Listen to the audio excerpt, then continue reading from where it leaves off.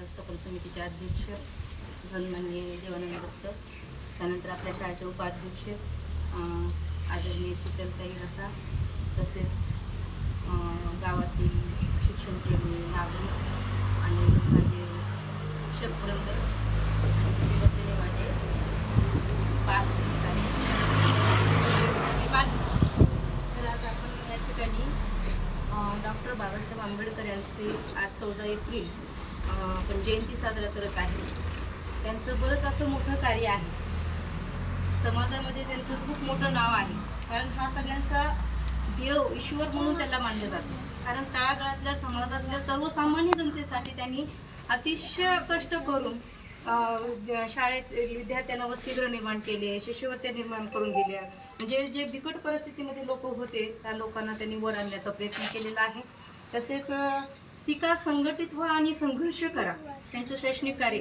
शिका, संघटित व्हा आणि संघर्ष करा म्हणजे कुणाचाही अन्याय आपण सहन करून घ्यायचा नाही. अन्यायाला लढा कसा देता येईल यासाठी तुम्ही सगळ्यांनी काय केलं पाहिजे, शिकलं सवरलं पाहिजे. आणि शिकल्यानंतरच आपल्याला पुढच्या गोष्टी कळतात, हा त्यांचं तत्व होतं. तसेच समाजातल्या सर्व लोकांसाठी, पीडित लोकांसाठी त्यांनी अस्पृश्यता निवारणासाठी सुद्धा त्यांनी म्हणजे लोकांना अगोदर जे दलित समाज होता त्या समाजाला म्हणजे कुठल्याही मंदिरात जायला परवानगी नव्हती, किंवा पाण्याच्या विहिरीवर जायला किंवा बोरवर जायला किंवा सुरुवातीला पाणी भरण्याचं त्यांना मान्यता नव्हती. पण त्यांनी स्वतः बौद्ध धर्म स्वीकारला. कोण? डॉक्टर बाबासाहेब आंबेडकरांनी. आणि सगळ्यासाठी म्हणजे काय केलं, म्हणजे एक समान सर्वांना मंदिरात जाता प्रवेश करता यावं. जसं आपण पूजा करतो सर्वसामान्य लोक, तसं सर्वांना त्यांना सुद्धा पूजा करता यावं, त्यांना सुद्धा पाणी भरता यावं. चौदार तळ्याचं देखील त्यांनी द्वार ओपन केलं.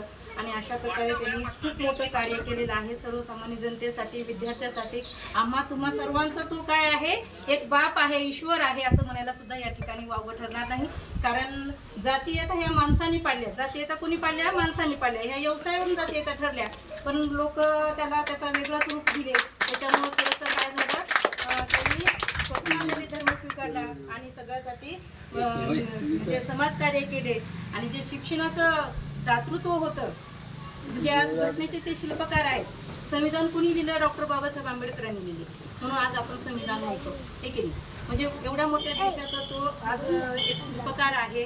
आणि या ठिकाणी त्यांना कोटी कोटी प्रणाम करून मी माझे 2 शब्द संपवते. जय हिंद, जय भारत.